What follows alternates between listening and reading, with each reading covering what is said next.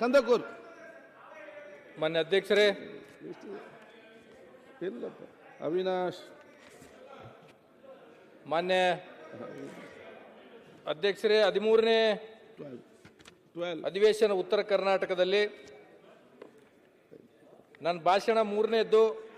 ಕಳೆದ 2ನೇ ಭಾಷಣದಲ್ಲಿ ನಾನು ಹೇಳಿದ್ದೆ ಎಲ್ಲರಿಗೂ ಸ್ವಲ್ಪ ನಮ್ಮ ಭಾಗಕ್ಕೆ ಅನ್ಯಾಯ ಆಗಿದೆ. ಆ ನಿಟ್ಟಿನಲ್ಲಿ ನಾನು ಯಾವ ಅಕಾಮಿಡೇಷನ್ ತಗಂಗಿಲ್ಲ, ಟೀ ತಗಲ್ಲ, ಕಾಫಿ ತಗಲ್ಲ ಅಂತ ತಿಳ್ಕೊಂಡು ಹೇಳಿದೆ. ಅದರ ಪ್ರಕಾರ ಇವತ್ತು ನಾವು ಯಾವುದು ತಗೊಂಡಿಲ್ಲ. ಆದರೆ ನನಗಿಲ್ಲಿ ಎಲ್ಲ ಮನೆಯಿಂದ ತಂದರೆ ನನಗೆ ಇವತ್ತು ಬೆಳಗಾಂ ಜಿಲ್ಲೆದಾಗ ಬಂದಾಗ ನನಗಿರಕ್ಕೆ ಅವಕಾಶ ಮಾಡಿಕೊಟ್ಟಿರ್ತಕ್ಕಂಥ ಕಿತ್ತೂರು MLA ಮತ್ತು ದಂಪತಿಗಳಿಗೂ ಮತ್ತು ನಮ್ಮ ನಿಖಿಲ್ ಕತ್ತಿಯವರಿಗೂ ತುಂಬ ಹೃದಯ ಧನ್ಯವಾದಗಳು, ನನಗೆಲ್ಲ ರೀತಿಯಲ್ಲಿ ಅವಕಾಶ ಮಾಡಿಕೊಟ್ಟೋದಕ್ಕಾಗಿ.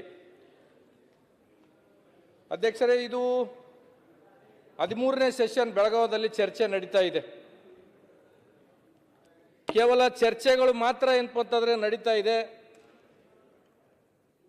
ಚರ್ಚೆಗೆ ಅಂತ್ಯ ಯಾವಾಗ ಅಂತ ತಿಳ್ಕೊಂಡು ಕೇಳ್ತಕ್ಕಂಥದ್ದು ಇವತ್ತು ನಮಗೆ ಒಂದು ಪ್ರಶ್ನೆ ಕಾಡ್ತಾ ಇದೆ. ಕಳೆದ 2023 ಅಧಿವೇಶನದಲ್ಲಿ, ನಮ್ಮದು ಇದು 3ನೇ ಅಧಿವೇಶನ, 2023 ಅಧಿವೇಶನದಲ್ಲಿ ಮಾನ್ಯ ಮುಖ್ಯಮಂತ್ರಿಗಳು ಹೇಳಿದರು,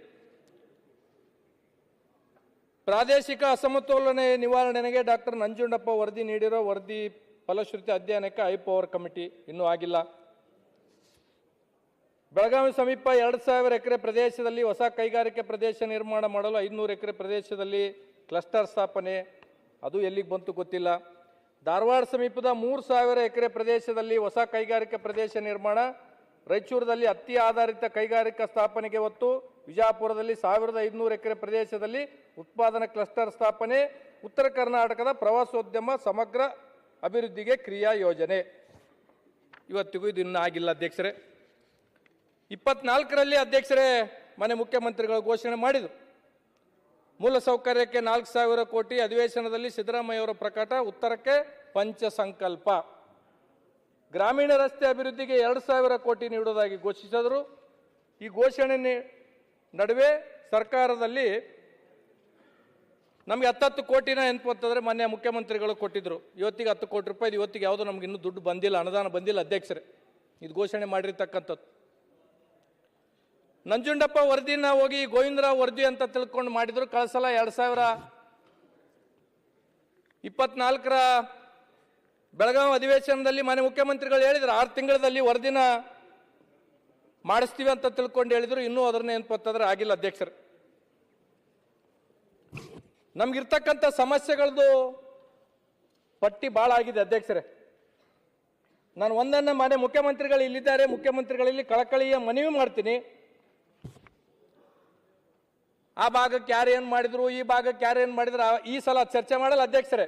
ನಮ್ಗೆ ಗೊತ್ತಾಗಿದೆ ಯಾಕೆ ನಮ್ಮ ಭಾಗ ಹಿಂದಕ್ಕೆ ಬಿದ್ದಿದೆ ಅಂತ ತಿಳ್ಕೊಂಡು ನಮಗೆ 2 ವರ್ಷದಾಗ ಗೊತ್ತಾಗಿದೆ ಅಧ್ಯಕ್ಷರೇ. ಒಂದನ್ನ ನಾನು ಮಾನ್ಯ ಮುಖ್ಯಮಂತ್ರಿಗಳಲ್ಲಿ ಕಳಕಳಿಯ ಮನವಿ ಮಾಡ್ತೀನಿ. ಒಂದು 5 ವರ್ಷ ಅಥವಾ 2 ವರ್ಷ ಇರ್ತಕ್ಕಂಥ ಅವಧಿಯಲ್ಲಿ 4 ಲಕ್ಷ ಕೋಟಿ ಬಜೆಟ್ ಅನ್ನ ಮಂಡಿಸ್ತಕ್ಕಂಥ ಸರ್ಕಾರದಲ್ಲಿ ಒಂದು ಅರ್ಧ ಭಾಗ, ಒಂದು 2 ಲಕ್ಷನೋ 1.5 ಲಕ್ಷನೋ 2 ಲಕ್ಷ ಕೋಟಿ ಅಷ್ಟೇ ಅಂತಂದ್ರೆ ಉತ್ತರ ಕರ್ನಾಟಕ ಒಂದು 5 ವರ್ಷ. ಯಾಕಂದ್ರೆ ನಮ್ಮ ಭಾಗದ ಜನ ನಮ್ಮ ಕೆಲಸ ಆಗಿಲ್ಲ, ಆ ಸರ್ಕಾರಗಳು ಮಾಡಿಲ್ಲ, ಈ ಸರ್ಕಾರಗಳು ಮಾಡಿಲ್ಲ ಅಂತ ತಿಳ್ಕೊಂಡು ಬರೀ ಭಾಷಣ ಮಾಡ್ಕೊಂತಾರ ಹೊಟ್ಟಿದ್ದೀವಿ. ಒಂದು ಸಲ ಮುಖ್ಯಮಂತ್ರಿಗಳು ಈ ಸರ್ಕಾರ ಒಂದು ಪ್ರತ್ಯೇಕ ಬಜೆಟ್ ಉತ್ತರ ಕರ್ನಾಟಕಕ್ಕಾಗಿ ಈ ಸಲ ಅದನ್ನ ಮಾಡಬೇಕು. 1 ವರ್ಷ ನಮ್ಗೆ ಯಾವ ಶಾಸಕರಿಗೆ ಮತ್ತೊಂದು ಮಗದೊಂದು ಯಾವ ಅನುದಾನ ಬೇಡ ಅಧ್ಯಕ್ಷರೇ. 1 ವರ್ಷ ಎಜುಕೇಶನ್ಗಾಗಿ ಇಟ್ಬಿಡ್ರಿ, 1 ವರ್ಷ ಹೆಲ್ತ್ಗಾಗಿ ಇಟ್ಟುಬಿಡ್ರಿ, 1 ವರ್ಷ ಎಲ್ಲ ಇರಿಗೇಷನ್ಗಾಗಿ ಇಟ್ಟುಬಿಡ್ರಿ, 1 ವರ್ಷ ಕುಡಿಯೋ ನೀರಿಗಾಗಿ ಇಟ್ಬಿಡ್ರಿ, ಇನ್ನು 1 ವರ್ಷ ಇನ್ಫ್ರಾಸ್ಟ್ರಕ್ಚರ್ಗೆ ಇಟ್ಬಿಡ್ರಿ. ಇದನ್ನ ನಾನು ಕಳಕಳಿಯಾಗಿ ಮುಖ್ಯಮಂತ್ರಿಗಳಲ್ಲಿ ಮನವಿ ಮಾಡ್ತಕ್ಕಂಥದ್ದು. ಏನಾಗಿದೆ ಅಧ್ಯಕ್ಷರೇ ಅಂತಂದ್ರೆ, ಈಗ ಎಜುಕೇಶನ್ಗೆ ಬರ್ತೀವಿ ಅಧ್ಯಕ್ಷರು. KPS ಶಾಲೆಗಳನ್ನ ಮಾಡಿರ್ತಕ್ಕಂಥದ್ದು ಸರ್ಕಾರ ನಾವು ಸ್ವಾಗತ ಮಾಡ್ತೀವಿ. ಅಲ್ಲಿ ಇಂಗ್ಲಿಷ್ ಟೀಚರ್ಸ್ ಬೇಕು ಅಧ್ಯಕ್ಷರೇ. ಕನ್ನಡ ಟೀಚರ್ಸ್ ಹೋಗಿ KPS ಶಾಲೆಗೆ ತಗೊಂಡ್ರೆ ಹೆಂಗಾಗುತ್ತೆ? ಈಗ ಇನ್ನೊಂದು ಏನಾಗಿದೆ ಅಧ್ಯಕ್ಷರೇ ಅಂದ್ರೆ, ಮಾನ್ಯ ಶಿಕ್ಷಣ ಸಚಿವರು ಒಂದು 78 ಸ್ಟೇಟ್ಮೆಂಟ್ ಇದೆ ಅಧ್ಯಕ್ಷರು, ತಗೊಂಡ್ಬಂದಿದ್ದೀನಿ. 78 ಸ್ಟೇಟ್ಮೆಂಟ್ ಕೊಟ್ಟಿದ್ದಾರೆ ಇಲ್ಲಿವರೆಗೂ.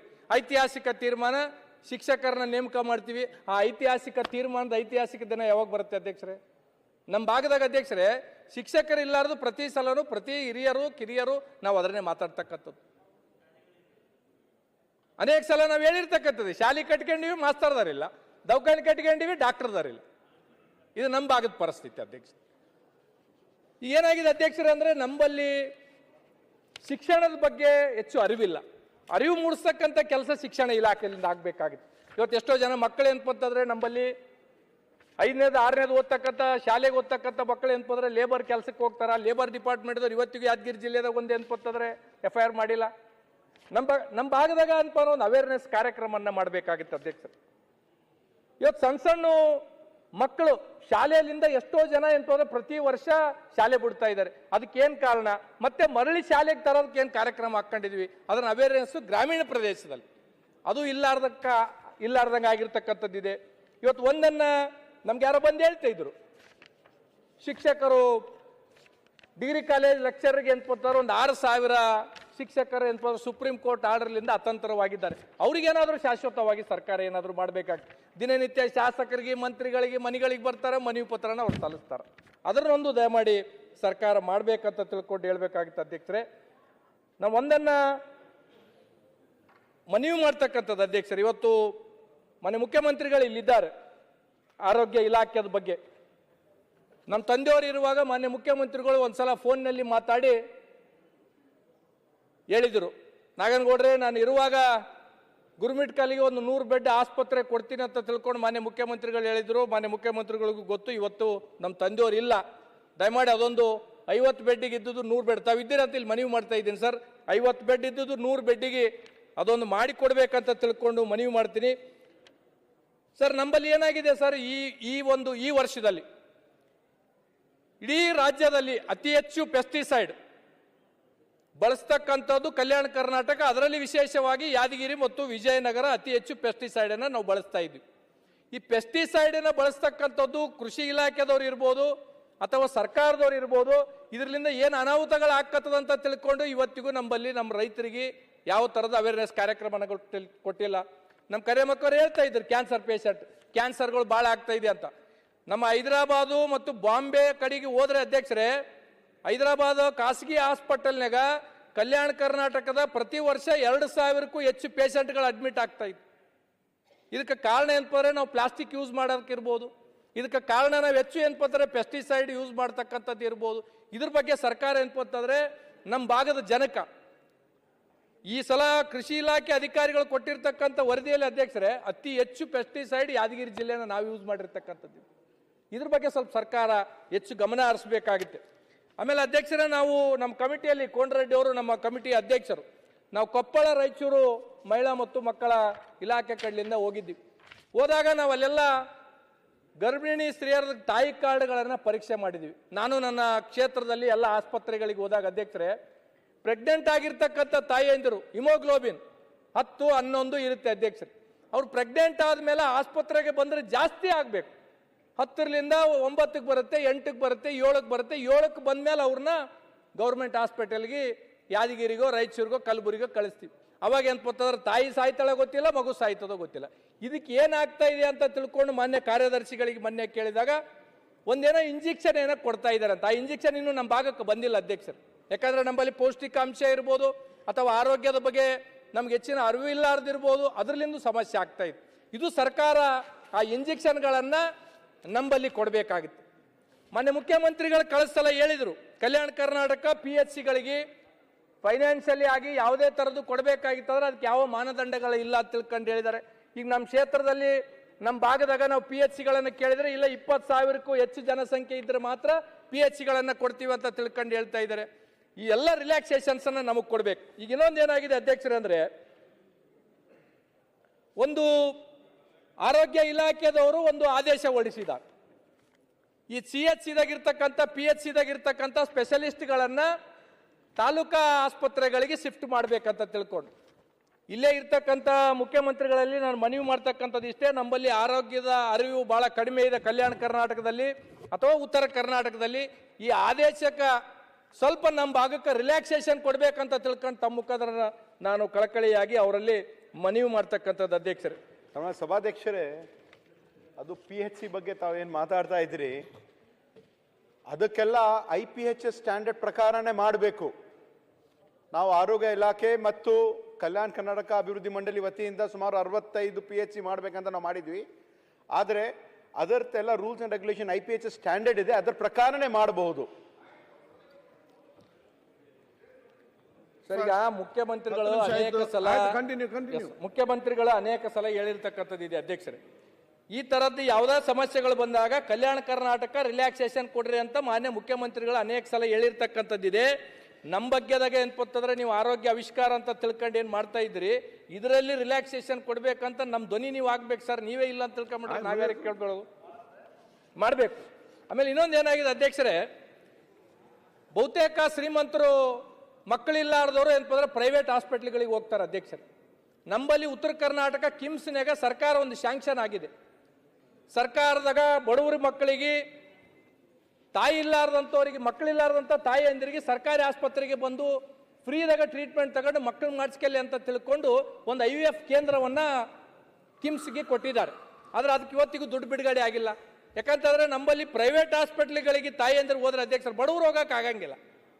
ಅದಕ್ಕೆ ಇದ್ರನ್ನ ಒಂದು ಸ್ವಲ್ಪ ಮಾನ್ಯ ಮುಖ್ಯಮಂತ್ರಿಗಳು ಇದಕ್ಕೆ ಒಂದಿಷ್ಟು ಗಮನ ಹರಿಸಿ ದುಡ್ಡುಗಳನ್ನು ಕೊಟ್ಟರೆ ಬಡ ಮಕ್ಕಳು ತಾಯಂದ್ರೆ ಅಂತಂದ್ರೆ ನೆನ್ಪಿಡ್ತಕ್ಕಂಥ ಕೆಲಸ ಆಗ್ತದೆ. ಆಮೇಲೆ ಅಧ್ಯಕ್ಷರು ಇನ್ನೊಂದು ಏನಾಗಿದೆ, ಈ NHM ಸರ್ವೆಂಟ್ಸ್ ಏನಾಗಿದೆ ಅಧ್ಯಕ್ಷರೇ, ಅವ್ರು ಸುಮಾರು 10-12 ವರ್ಷದಿಂದ ಕೆಲಸ ಮಾಡ್ತಾ ಇದ್ದಾರೆ. ಈಗ ಅವರಿಗೆ ಸರ್ಕಾರ ಏನೋ ತೆಗಿಬೇಕಂತ ತಿಳ್ಕೊಂಡು ಹೇಳ್ತಾ ಇದೆ. ಮಾನ್ಯ ಉಪಮುಖ್ಯಮಂತ್ರಿಗಳು ಸರ್ಕಾರಕ್ಕೊಂದು ಮನವಿ ಮಾಡಿದ್ದಾರೆ, ನಾವು ಕಾಂಗ್ರೆಸ್ ಸರ್ಕಾರ ಗ್ಯಾರಂಟಿಗಳಲ್ಲಿ ಘೋಷಣೆ ಮಾಡಿದ್ದೀವಿ, ಹಾಗಾಗಿ ಅಂತಂದ್ರೆ ಇವ್ರನ್ನ ಕಾಯಂಗೊಳಿಸ್ಬೇಕಂತ ತಿಳ್ಕೊಂಡು ಅನೇಕ ಜನ ಅವ್ರು ಬೀದಿಗೆ ಬಿದ್ದಿದ್ದಾರೆ. ಶಾಸಕರು ಮತ್ತು ಮಂತ್ರಿಗಳ ಹತ್ರ, ಬೇರೆ ಬೇರೆಯವ್ರ ಹತ್ರ ಬಂದು ಅಂತಂದ್ರೆ ಮನವಿ ಮಾಡ್ತಕ್ಕಂಥದ್ದು ಅಧ್ಯಕ್ಷರೇ.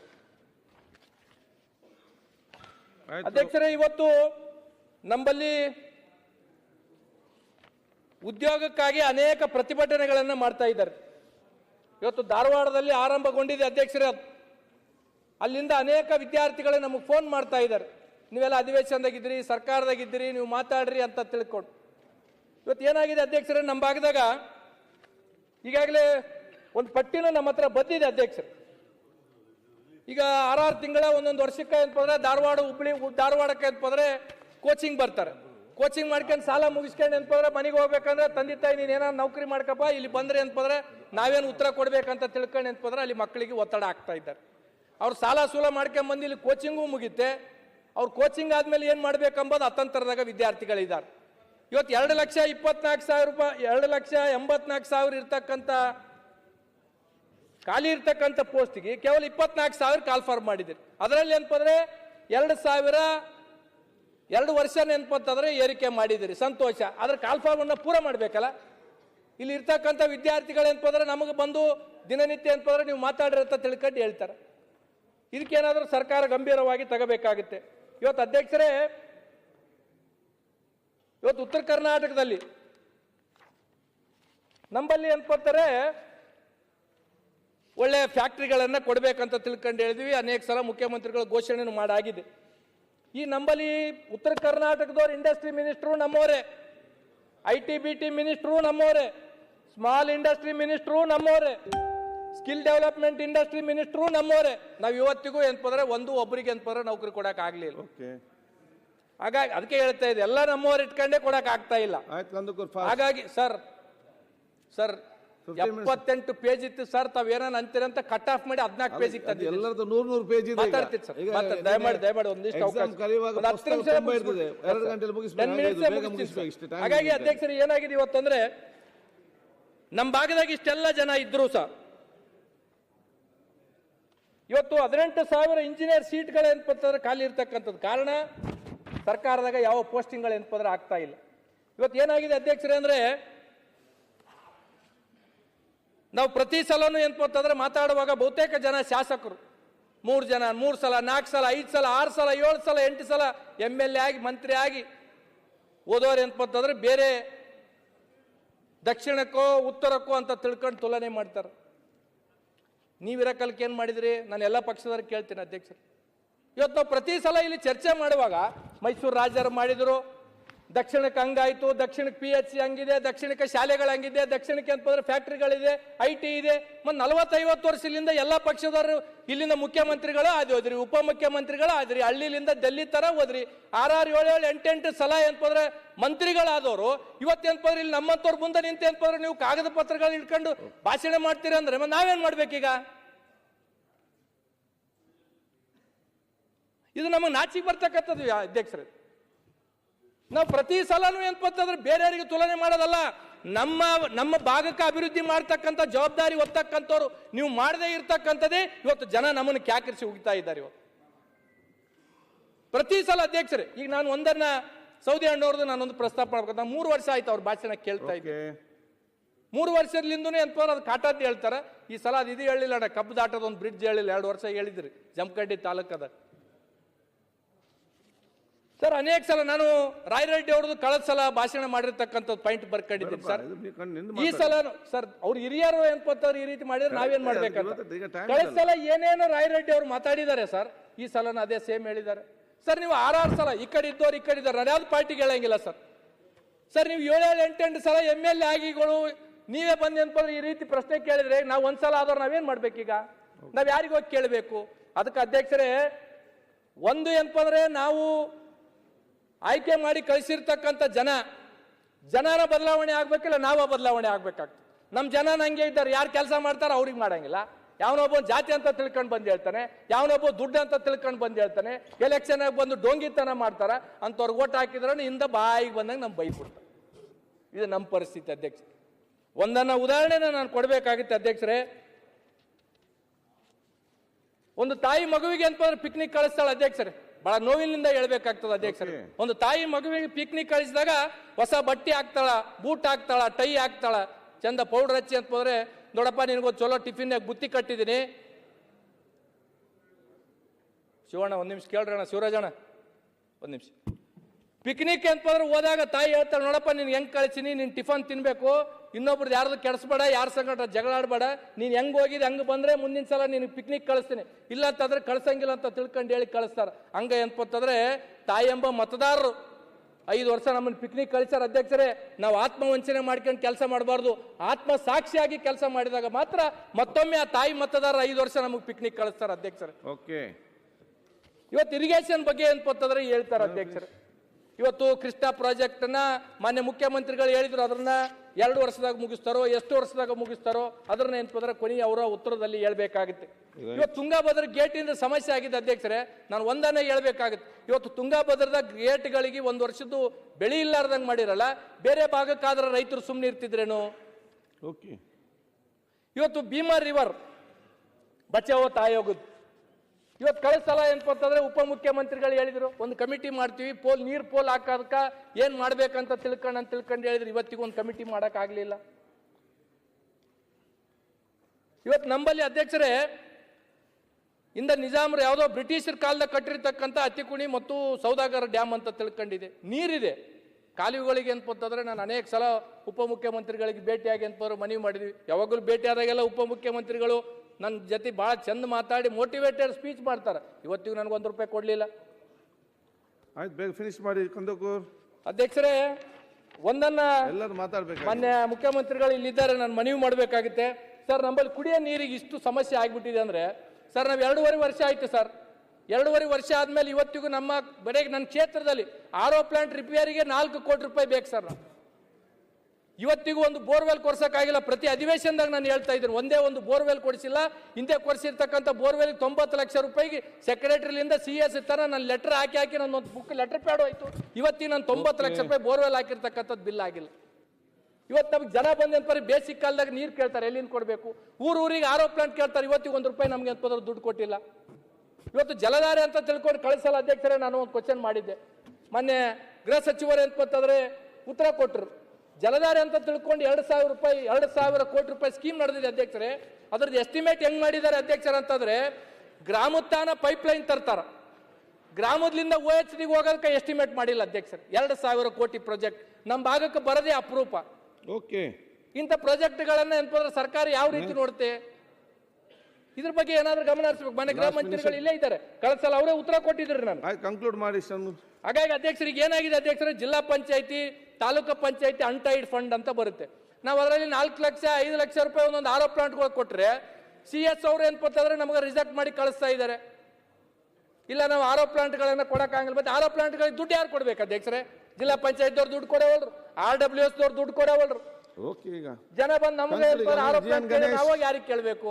ಓಕೆ, ಇದ್ರ ಬಗ್ಗೆ ಸರ್ಕಾರ ಮಾನ್ಯ ಮುಖ್ಯಮಂತ್ರಿಗಳು ವಿಶೇಷವಾಗಿ ಕುಡಿಯೋ ನೀರಿಗಾಗಿ ಇವತ್ತು ಫ್ಲಶ್ ಮಾಡ್ಸಕ್ಕೂ ನಮ್ಮ ಹತ್ರ ದುಡ್ಡಿಲ್ಲ, ಬೋರ್ವೆಲ್ ಫ್ಲಶ್ ಮಾಡ್ಸಕ್ಕೂ ದುಡ್ಡಿಲ್ಲ ನಮ್ಮ ಹತ್ರ. ಹಾಗಾಗಿ ದಯಮಾಡಿ ಇದ್ರ ಬಗ್ಗೆ ಮುಖ್ಯಮಂತ್ರಿಗಳು ಸ್ವಲ್ಪ ವಿಶೇಷ ಕಾಳಜಿನ ಏನ್ಪತ್ತಂದ್ರೆ ವಹಿಸ್ಬೇಕಂತ ತಿಳ್ಕೊಂಡು ಏನ್ಪಂದ್ರೆ ಕೇಳಬೇಕಾಗಿತ್ತು. ಅಧ್ಯಕ್ಷರೇ, ಒಂದು ಕ್ರಾಪ್ ಲಾಸ್ ಇಂದು ಒಂದು ಹೇಳ್ಬೇಕಾಗಿತ್ತು ಅಧ್ಯಕ್ಷರೇ. ನಮ್ಮಲ್ಲಿ ಏನಾಗಿದೆ ಅಧ್ಯಕ್ಷರೇ, ನಾವೇ ಖುದ್ದು ಏನ್ಪಂತಂದ್ರೆ ಕ್ರಾಪ್ ಲಾಸ್ಗಳಾದಾಗ ಹೋದಾಗ ಯಾವ ಅಧಿಕಾರಿಗಳು ಸಹ ಫೀಲ್ಡಿಗೆ ಹೋಗಲಿಲ್ಲ. ಮಾನ್ಯ ರೆವಿನ್ಯೂ ಮಿನಿಸ್ಟರ್ ಇಲ್ಲೇ ಇದ್ದಾರೆ. ಯಾವ ಅಧಿಕಾರಿಗಳು ಫೀಲ್ಡಿಗೆ ಹೋಗಲಿಲ್ಲ, ಕೇವಲ ಫೋನ್ ಮಾಡಿ ರೈತರಿಗೆ ಏನ್ಪಂತಂದ್ರೆ ಆಗಿರ್ತಕ್ಕಂಥ ನಿಮ್ದು ಏನು ಲಾಸ್ ಆಗ್ಯದ, ಆ ಲಾಸ್ ಆಗಿರ್ತಕ್ಕಂಥದ್ದು GPS ಕೊಡ ಅಂತ ತಿಳ್ಕೊಂಡು ಫೋನ್ ಮಾಡಿ ಹೇಳಿದ್ದಾರೆ. ಆರ್ಟಿಕಲ್ಚರ್ದವರು, ರೆವಿನ್ಯೂದವರು ಮತ್ತೆ ಏನಪ್ಪಂದ್ರೆ ಅಗ್ರಿಕಲ್ಚರ್ದು 3 ಜಂಟಿಯಾಗಿ ಹೋಗ್ಬೇಕಂದ್ರು. ನಮ್ಮ ಜಿಲ್ಲೆದಾಗ 3 ಕಲ್ತ ಅಧಿಕಾರಿಗಳು ಯಾವ ಫೀಲ್ಡ್ಗೂ ಹೋಗೇ ಇಲ್ಲ. ಇವತ್ತು ಏನಾಗಿದೆ ಅಧ್ಯಕ್ಷರ, ನರಗುಂದ ಅಂತ ತಿಳ್ಕೊಂಡು ಒಬ್ಬ ತಾಲೂಕದಾಗ ಅವ್ನು ಕ್ರಾಪ್ ಲಾಸ್ ಲಿಸ್ಟ್ ಬಂದಿಲ್ಲ ಅಂತ ತಿಳ್ಕೊಂಡು ಸುಸೈಡ್ ಅಟೆಂಪ್ಟ್ ಮಾಡ್ಕೊಂಡಿದ್ದಾರೆ. ಇವತ್ತು ಒಂದು ಉದಾಹರಣೆ ಕೊಡ್ಬೇಕಾಗಿತ್ತು ಅಧ್ಯಕ್ಷರ, ರೈತರು ಲಿಸ್ಟ್ ಕೊಟ್ಟಿದ್ದಾರೆ, ಅದನ್ನ ಹೇಳ್ಬೇಕಾಗಿತ್ತು ಅಧ್ಯಕ್ಷರ. ದಯಮಾಡಿ ನಾರಾಯಣಪುರ ಅಚ್ಚುಕಟ್ಟು ಪ್ರದೇಶದ ಎಡದಂಡಿಯ ಡಿಸ್ಟ್ರಿಬ್ಯೂಷನ್ 9 ನೋಟಿಫೈಡ್ ಸೀರಿಯಲ್ ನಂಬರ್, ನೀರಾವರಿ ಇರುವ ಸರ್ವೆ ನಂಬರ್ಗಳು 284. ಮೊನ್ನೆ ರೆವಿನ್ಯೂ ಮಿನಿಸ್ಟರ್ ಇಲ್ಲೇ ಇದ್ದಾರೆ. ಬೆಳೆ ಪರಿಹಾರದ ಪಟ್ಟಿಯಲ್ಲಿ ಇರುವ ನಂಬರ್ಗಳ ಸಂಖ್ಯೆ 413. ಮಾರ್ಗಸೂಚಿಯಂತೆ ನೀರಾವರಿ ಬೆಳೆದ ಬೆಳೆ ಪರಿಹಾರ ಪಡೆದ ರೈತರು 63, ನೀರಾವರಿ ಬೆಳೆ ಪರಿಹಾರದಿಂದ ವಂಚಿತರಾಗಿರೋರು 350. Okay, finish it up. GN Ganesh sir ದಯಮಾಡಿ 5 ನಿಮಿಷ ಮಾತಾಡ್ಬೇಕಲ್ಲ ಸರ್, ದಯಮಾಡಿ 5 ನಿಮಿಷ ಎಲ್ಲರೂ ಮಾತಾಡ್ಬೇಕು. 5 ನಿಮಿಷ ಮುಗಿಸ್ತೀನಿ ಸರ್. ಹಾಗಾಗಿ ಏನಾಗಿದೆ ಅಧ್ಯಕ್ಷರೇ ಅಂತಂದ್ರೆ, ಇವತ್ತು ಮಾನ್ಯ ಸಚಿವರು, ಮಾನ್ಯ ಮುಖ್ಯಮಂತ್ರಿಗಳು 2024 ಸೆಪ್ಟೆಂಬರ್ 17 ವಿಮೋಚನಾ ದಿನಾಚರಣೆಗೆ ಬಂದು ಏನಪ್ಪಂದ್ರೆ ನಾನು KKLDBಗೆ ಸಚಿವಾಲಯನ ಮಾಡ್ತೀವಿ ಅಂತ ತಿಳ್ಕೊಂಡು ಹೇಳಿದ್ರು. ಮಾನ್ಯ ಅಧ್ಯಕ್ಷರು ಇಲ್ಲೇ ಇದ್ದಾರೆ, ಇವತ್ತಿಗೆ ಏನಪ್ಪಂದ್ರೆ ಅದು ಮಾಡಿಲ್ಲ ಅಧ್ಯಕ್ಷರೇ. ಬಹುತೇಕ ಜನ ಇಲ್ಲೆಲ್ಲರೂ ಮಾತಾಡ್ತೀರಿ 5,000 ಕೋಟಿ 5,000 ಕೋಟಿ ಅಂತ ತಿಳ್ಕೊಂಡು. ಸರ್, ನಾವು 5,000 ಕೋಟಿ ರೀಚ್ ಆಗಿಲ್ಲ ಸರ್, ಇನ್ನು ಕೇವಲ 3,000 ಕೋಟಿಗೆ ಅಂತ ತಿಣಕ್ಲಾಕತ್ತೀವಿ. 5,000 ಕೋಟಿ ರೀಚ್ ಆಗಿಲ್ಲ. ನಾವು 5,000 ಕೋಟಿ ಯಾಕೆ ರೀಚ್ ಆಗಿಲ್ಲ ಅಂದ್ರೆ ಮಾನ್ಯ ಅಧ್ಯಕ್ಷರು ಇಲ್ಲೇ ಇದ್ದಾರೆ. ನಾನು ಹೇಳಿದೆ ಸರ್, ಒಬ್ಬ ಸೆಕ್ರೆಟರಿ ಬಂದಿದ್ದಾರೆ ಅಲ್ಲಿ, KKLDB ಸೆಕ್ರೆಟರಿ. ಆ KKLDB ಸೆಕ್ರೆಟರಿ ಅಜಯ್ ಸಿಂಗ್ ಅವ್ರ ಹೆಸರು ಕೆಡಿಸ್ಬೇಕಂತ ಬಂದಿದ್ದಾರೋ ಅಥವಾ ಮುಖ್ಯಮಂತ್ರಿಗಳ ಹೆಸರು ಕೆಡಿಸ್ಬೇಕಂತ ಬಂದಿದ್ದಾರೋ ಇವತ್ತಿಗೂ ನಮ್ಗೆ ರೀಚ್ ಆಗಕ್ಕೆ ಸಾಧ್ಯ ಆಗ್ತಾ ಇಲ್ಲ. ನಿಮ್ಗೆ ಅನೇಕ ಸಲ ಹೇಳಿರ್ತಕ್ಕಂಥದ್ದಿದೆ ಸರ್. ದಯಮಾಡಿ ನೀವು ಹೇಳಕಲ್ ಕೇಳಿ, ನೀವು ಹೇಳಕಲ್ ಕೇಳಿ ದಯಮಾಡಿ. ಮತ್ತೆ ಮಾತಾಡಿ, ಸಮಸ್ಯೆಗಳನ್ನು ಹೇಳ್ತೀನಿ. ಈಗ ನಾನು ಮಾತಾಡ್ತೀನಿ ಅಂತ ತಿಳ್ಕೊಂಡು ಮಾತಾಡ್ತೀನಿ. ನಿಮ್ಮ ಆತ್ಮಕ್ಕೆ ಗೊತ್ತಿದೆ ಏನ್ ಆಗ್ತಾ ಇದೆ ಕಲ್ಯಾಣ ಕರ್ನಾಟಕ ಕಂಪ್ಲೀಟ್ ಮಾಡಿ ಅವ್ರಿಗೆ ಯಾಕೆ ಉತ್ತರ ಕೊಡ್ತಾರೆ? ಹಾಗಾಗಿ ಏನಾಗಿದೆ ಸರ್ ಅಂದ್ರೆ 3,000 ಕೋಟಿ ನಾವು ರೀಚ್ ಆಗ್ತಾ ಇಲ್ಲ. ಇವತ್ತು ಏನಾಗಿದೆ ಅಧ್ಯಕ್ಷರೇ ಅಂದ್ರೆ ಪ್ರತಿಯೊಂದು ಅದಕ್ಕೂ ಒಂದು 124 ರೂಪಾಯಿ ಏನೋ ತಪ್ಪಾದದಕ್ಕ ನನ್ನ ಉಸ್ತುವಾರಿ ಸಚಿವರ ಕ್ಷೇತ್ರದಲ್ಲಿ 7 ತಿಂಗಳ ಬಿಲ್ ನಿಂದಿರಿಸಿದ್ದಾರೆ ಅಧ್ಯಕ್ಷ. ಮತ್ತೆ ಹೆಂಗ್ ಕೆಲಸ ಆಗುತ್ತೆ ಅಧ್ಯಕ್ಷರೇ? ಇವತ್ತು ಏನಾಗಿದೆ ಅಧ್ಯಕ್ಷರೇ ಅಂದ್ರೆ ನಮ್ಮ ಕಲ್ಯಾಣ ಕರ್ನಾಟಕ KKLDBಗೆ 224 ಇಂಜಿನಿಯರ್ಸ್ ಬೇಕು ಅಧ್ಯಕ್ಷರೇ. ಸರ್ಕಾರ ಕೇವಲ 22 ಕೊಟ್ಟಿದೆ. ನಮಗೆ ಮ್ಯಾನ್ ಪವರ್ ಇಲ್ಲ, ಮನಿ ಪವರ್ 5,000 ರೂಪಾಯಿ 5,000 ಕೋಟಿ ಕೊಟ್ಟಿದ್ದಾರೆ. ಈ ಭಾಗದ ಜನ BR ಪಾಟೀಲ್ ಅವರು ಬಹಳ ಡಿಸಪಾಯಿಂಟೆಡ್ ಆಗಿ ಹೇಳಿದ್ರು. ನಮ್ಗೆ ಇವತ್ತಿಗೂ 3,000 ಕೋಟಿ ರೀಚ್ ಆಗಲಾರದಕ್ಕೆ ಕಾರಣ ಅಧಿಕಾರಿಗಳು, ಯಾರು ಜನಪ್ರತಿನಿಧಿಗಳಲ್ಲ. ಇದನ್ನ ದಯಮಾಡಿ ಅಧ್ಯಕ್ಷರೇ ಅಂತಂದ್ರೆ ನಿಮಗೆ ಕೆಟ್ಟ ಹೆಸರು ತರಕ್ಕೆ ಕೂತಿರ್ತಕ್ಕಂಥದ್ದಿದೆ, ಅದ್ರ ಬಗ್ಗೆ ಸ್ವಲ್ಪ ಹೆಚ್ಚು ಗಮನ ಹರಿಸಬೇಕಾಗ್ತದೆ. ಅಧ್ಯಕ್ಷರೇ, ನಾನು ಒಂದನ್ನ ಹೇಳ್ಬೇಕಾಗುತ್ತೆ ಅಧ್ಯಕ್ಷರೇ. ಕಡಿಗೆ ಅಧ್ಯಕ್ಷರೇ ಮುಗಿಸ್ತೇನೆ, ದಯಮಾಡಿ ಮುಗಿಸ್ತೇನೆ. ಟೈಮ್ ಆಯ್ತು. ಇಲ್ಲ, ನೀವು 5 ನಿಮಿಷ ಅಂದ್ರೆ 2 ನಿಮಿಷ ಆಗಿದೆ. 3 ಮಿನಿಟ್ಸ್ ಮುಗಿಸ್ತೇನೆ. ಲಾಸ್ಟ್ ಕನ್ಕ್ಲೂಡ್ ಮಾಡಿ ಸರ್. 3 ಮಿನಿಟ್ಸ್ ಫಾಸ್ಟ್ ಕನ್ಕ್ಲೂಡ್ ಮಾಡಿ. ಈಗ 3 ಮಿನಿಟ್ಸ್ ಮುಗಿಸ್ತೀನಿ ಸರ್. ಕನ್ಕ್ಲೂಡ್ ಮಾಡಿ ಗಣೇಶ್ ಬೇಗ. ಸರ್, ಇವತ್ತು ಕಲ್ಯಾಣ ಕರ್ನಾಟಕದಿಂದ ಆಯ್ಕೆ ಆಗಿರ್ತಕ್ಕಂಥ ಗೌರ್ಮೆಂಟ್ ಸರ್ವೆಂಟ್ದವರು ಕಣ್ಣೀರಿಡ್ತಾ ಇದ್ದಾರೆ. ಇವತ್ತು ಬೇರೆ ಕಲ್ಯಾಣ ಕರ್ನಾಟಕದಿಂದ ಬಿಟ್ಟು ಬೇರೆ ಆಯ್ಕೆ ಆದವ್ರಿಗೆ ಎಲ್ಲರಿಗೂ ಪ್ರಮೋಷನ್ ಸಿಗ್ತಾ ಇದೆ. ದಯಮಾಡಿ ನಾನು ಮುಖ್ಯಮಂತ್ರಿಗಳಿಗೆ ಮನವಿ ಮಾಡ್ತಕ್ಕಂಥದ್ದು ಇಷ್ಟೇ, ಕಲ್ಯಾಣ ಕರ್ನಾಟಕದಲ್ಲಿ ಸರ್ಕಾರಿ ನೌಕರಿಗಳು ಯಾರ್ಯಾರು ಆಯ್ಕೆ ಆಗಿದ್ದಾರೆ ಅವ್ರಿಗೂ ಸಹ ಏನಂದ್ರೆ ಬೇರೆ ಕಡೆ ಕೊಡ್ತಕ್ಕಂಥ ಜ್ಯೇಷ್ಠತೆಯನ್ನ ನಮ್ಮ ಕಲ್ಯಾಣ ಕರ್ನಾಟಕದವರಿಗೆ ಕೊಡ್ಬೇಕಂತ ತಿಳ್ಕೊಂಡು ನಾನು ಮನವಿ ಮಾಡ್ಬೇಕಾಗ್ತದೆ. ಆಮೇಲೆ ಇನ್ನೊಂದು ಅಧ್ಯಕ್ಷರೇ, ರಾಯಚೂರಲ್ಲಿ ಒಂದು KSRP ಬೆಟಾಲಿಯನ್ ಮಾಡ್ಬೇಕಂತ ತಿಳ್ಕೊಂಡು 25 ಜನ ಶಾಸಕರು ನಾವು ಈಗಾಗಲೇ ಪತ್ರವನ್ನು ಕೊಟ್ಟಿದ್ದೀವಿ. ಅದರಲ್ಲಿ ಆರ್ಥಿಕ ಇಲಾಖೆಯಿಂದ ದುಡ್ಡು ಅಂತಂದ್ರೆ ಇಲ್ಲ ಅಂತ ತಿಳ್ಕೊಂಡು ವಾಪಸ್ ಕಳಿಸಿದ್ದಾರೆ. ಮುಖ್ಯಮಂತ್ರಿಗಳಿಗೆ ನಾನು ಮನವಿ ಮಾಡ್ತೀನಿ, ನಮ್ಮ ಕಲ್ಯಾಣ ಕರ್ನಾಟಕ ಅಭಿವೃದ್ಧಿಯಿಂದ ದುಡ್ಡು ಬೇಕಿದ್ರೆ KSRP ಬೆಟಾಲಿಯನ್ಗೆ ಒಂದು ಕೊಡ್ಬೇಕಂತ ತಿಳ್ಕೊಂಡು ಮಾನ್ಯ ಮುಖ್ಯಮಂತ್ರಿಗಳಲ್ಲಿ ನಾನು ಮನವಿ ಮಾಡ್ತಕ್ಕಂಥದ್ದಿದೆ. ಅಧ್ಯಕ್ಷರೇ, ಕೊನೆಯದಾಗಿ ಹೇಳಿ ನನ್ನ ಮಾತನ್ನ ವಿರಾಮ ಕೊಡ್ತೀನಿ ಅಧ್ಯಕ್ಷ. ಒಂದು ನಂಬಲ್ಲೇ ಅಧ್ಯಕ್ಷ, ತಾವು ರಾತ್ರಿ ಐತಿಹಾಸಿಕವಾಗಿ ಇಲ್ಲೇ ವಿಧಾನಸಭೆ ಐತಿಹಾಸಿಕವಾಗಿ ಮಾಡಿದರೆ ಲಾಸ್ಟ್ ಕ್ವಶನ್ ನಂದೇ ಇತ್ತು ಅಧ್ಯಕ್ಷ. ಆ ಕ್ವಶನ್ಗೆ ಅಂತಂದ್ರೆ ಇಂಡಸ್ಟ್ರಿ ಮಿನಿಸ್ಟ್ರಿಗೆ ಕಡೆ ಚೂರು ಬಾಡಿ ಹಾಲ್ಕೆ ಅಂತಂದ್ರೆ ಅಲ್ಲಿ ಕೆಮಿಕಲ್ ಫ್ಯಾಕ್ಟ್ರಿಗಳನ್ನ ಮುಚ್ಚಬೇಕಂತ ತಿಳ್ಕೊಂಡು 5 ಸಲ ಕ್ವಶನ್ ಕೇಳಿ ನೀ ಅಧಿವೇಶನದ ಕ್ವಶನ್ ಹಾಕಿಲ್ಲ ಅಧ್ಯಕ್ಷರೇ. ಮಾನ್ಯ ಮಂತ್ರಿಗಳು ಹೇಳಿದ್ರಿಲ್ಲ, ಅದನ್ನ ನಾವು ಮುಸ್ತೀವಿ ಅಂತ ತಿಳ್ಕೊಂಡು ಹೇಳಿದ್ರು. ತಾವು ಬೆಳಗ್ಗೆ ಮತ್ತೆ ಮರುದಿನ ಹೇಳಿದ್ರು. ಇವತ್ತಿಗೂ ಎಂತಂದ್ರೆ ಕೆಮಿಕಲ್ ಫ್ಯಾಕ್ಟ್ರಿಗಳನ್ನ ಇವತ್ತಿಗೆ ಎಂತಂದ್ರೆ ಮುಚ್ಚಿಲ್ಲ ಅಧ್ಯಕ್ಷರೇ. ಇವತ್ತು ನಮ್ಮ ಕೊಪ್ಪಳದಾಗಿರ್ತಕ್ಕಂಥ ಅಜ್ಜೋರು ಎಂತಂದ್ರೆ ಬೀದಿಗೆ ಬಂದು ಇದ್ರು, ಕಣ್ಣೀರಿಟ್ಟರು ಅಧ್ಯಕ್ಷರೇ. ಇವತ್ತು ಈ ರಾಜ್ಯ ಈ ನಾಡಿನಾಗ ಬಡವರಿಗಾಗಿ ಮಕ್ಕಳಿಗಾಗಿ ಅಂತಂದ್ರೆ ಜೋಳಿಗೆ ಇಟ್ಟಿರ್ತಕ್ಕಂಥವ್ರು ಸಿದ್ಧಗಂಗಾ ಮಠದವರಾದ್ರೆ ಆ ಭಾಗದ ಜನರಿಗೆ ಅಂತಂದ್ರೆ ಮಕ್ಕಳಿಗೆ ಅನುಕೂಲ ಆಗಲಿ, ಆ ಭಾಗದ ಮಕ್ಕಳಿಗೆ ಮುಂದಿನ ಭವಿಷ್ಯಕ್ಕೆ ಕೆಮಿಕಲ್ ಫ್ಯಾಕ್ಟ್ರಿಗಳಿಂದ ಅನಾನುಕೂಲ ಆಗ್ತದೆ ಅಂತ ತಿಳ್ಕೊಂಡು ಕೊಪ್ಪಳ ಅಜ್ಜಿಯವ್ರು ಕಣ್ಣೀರಿಟ್ಟರು ಅಧ್ಯಕ್ಷರೇ. ಇದು 2ನೇ ಸಲ ನಾನು ಹೇಳ್ತಕ್ಕಂಥದ್ದು. ಈ ಸರ್ಕಾರದ ಧೋರಣೆಗಳಿಂದ ಏನಪ್ಪಂತಂದ್ರೆ ಅಜ್ಜಿಯವ್ರು ಹೊರಗೆ ಬರಲಾರ್ದಂಗೆ ಆಗಿದೆ. ಅವ್ರ ಕಣ್ಣೀರಿನ ಚಾಪ ಜನಪ್ರತಿನಿಧಿಗಳಿಗೆ ಸರ್ಕಾರಕ್ಕೆ ಅಂತಂದ್ರೆ ತರ್ತಕ್ಕಂಥದ್ದು ಕೆಲಸ ಆಗುತ್ತೆ ಅಧ್ಯಕ್ಷ. ಒಂದನೇದ್ದು ಲಾಸ್ಟ್ ಗಣೇಶ್ 40 ಸೆಕೆಂಡ್ನೇ ಮುಗಿಸ್ತೀನಿ ಸರ್, 40 ಸೆಕೆಂಡ್ನೇ ಮುಗಿಸ್ತೀನಿ ಸರ್. ನಮ್ಮಲ್ಲಿ ಹಾಸ್ಟೆಲ್ಗಳ ಪರಿಸ್ಥಿತಿ ಬಹಳ ಗಂಭೀರವಾಗಿದೆ. ಇವತ್ತು ಹಾಸ್ಟೆಲ್ಗಳಿಗೆ ಬರ್ತಕ್ಕಂಥ ಬಡವರಿಗೆ ಇವತ್ತು ಕೊಪ್ಪಳ ಯಾದಗಿರಿ ಅಂತ ಹಾಸ್ಟೆಲ್ಗಳಿಗೆ ಬಂದರೆ ಮಕ್ಕಳು ಏನಪ್ಪಂತಂದ್ರೆ ಸರ್ 15-16ನೇ ವರ್ಷನಾಗ ತಾಯಿಯಂದ್ರೆ ಗರ್ಭಿಣಿ ಆಗ್ತಾ ಇದ್ದಾರೆ ಸರ್. ಇದ್ರ ಬಗ್ಗೆ ಸರ್ಕಾರ ಮತ್ತು ಮಾನ್ಯ ಮುಖ್ಯಮಂತ್ರಿಗಳಲ್ಲಿ ಬಹಳ ಗಂಭೀರವಾಗಿ ನಾನು ಮನವಿ ಮಾಡ್ತಕ್ಕಂಥದ್ದು ಇಷ್ಟೇ ಇದೆ. ಯಾವ ಹಾಸ್ಟೆಲ್ಗಳಿಗೆ ಬಡವರು ಬರ್ತಾರೆ ಅಲ್ಲಿ ಪ್ರತಿ ತಿಂಗಳು ಆರೋಗ್ಯ ಇಲಾಖೆದವರು ಟೆಸ್ಟ್ ಮಾಡ್ತಾರೆ. ಕೇವಲ ಒಮ್ಮಿಗೆ 9 ತಿಂಗಳು ಡೆಲಿವರಿ ಅಂತ ತಿಳ್ಕೊಂಡು ಬರ್ತಾರಂದ್ರೆ ಯಾರು ದೋಷಣೆ ಇದಕ್ಕೆ? ಯಾರು ಇದನ್ಪಂದ್ರೆ ಇದಕ್ಕೆ ಮಾಡಬೇಕಾಗುತ್ತೆ, ಇದಕ್ಕೆ ಏನಪ್ಪಂದ್ರೆ ಮಾಡಬೇಕಾಗುತ್ತೆ. ಆಮೇಲೆ ಲೈಬ್ರರಿ ವರ್ಕರ್ಸ್ ಲೈಬ್ರರಿ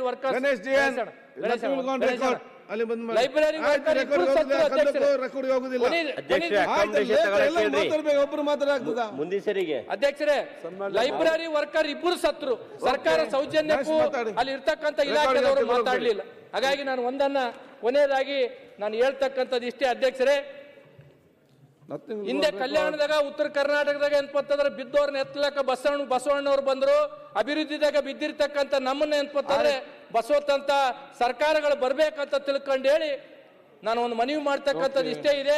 ದಯಮಾಡಿ ಮತ್ತೊಮ್ಮೆ ಪ್ರತ್ಯೇಕ ಬಜೆಟ್ ಅನ್ನ ಮಾನ್ಯ ಮುಖ್ಯಮಂತ್ರಿಗಳು ಕೊಡ್ಬೇಕಂತ ತಿಳ್ಕೊಂಡು ಹೇಳಿ ನನ್ನ ಮಾತಿಗೆ ವಿರಾಮಿಸ್ತೀನಿ ಅಧ್ಯಕ್ಷರೇ.